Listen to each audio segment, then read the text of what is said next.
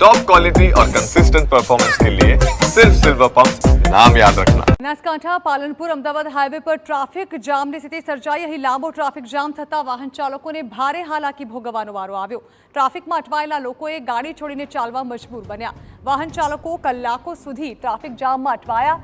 Aroma circle પર overbridge ન હોવાથી આ ટ્રાફિક જામની સમસ્યા સર્જાય છે અને ટ્રાફિક જામના કારણે ઈંધણનો પણ બગાડ થઈ રહ્યો છે।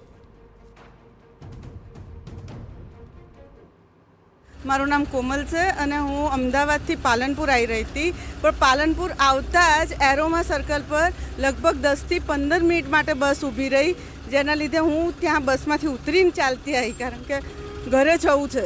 ભારતને આઝાદી મળી 79 યર્સ થઈ ગયા અને આ અમારું પાલનપુર તમે આવીને જુઓ એકવાર। આઝાદી પછી પણ ગુલામો કરતાં બદતર અમારા એરોમા સર્કલની હાલત છે।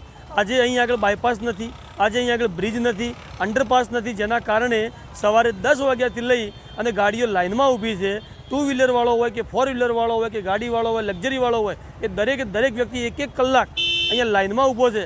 દરેકનું ડીઝલ બળે છે, દરેકનો સમય જઈ રહ્યો છે, તમામ વસ્તુનો વ્યય થઈ રહ્યો છે। કોના કારણે? માત્ર ને માત્ર અહીંયા બોધું તંત્ર છે, નબળી નેતાગીરી છે, ટીઆરબીના 4 જવાન ઊભા છે।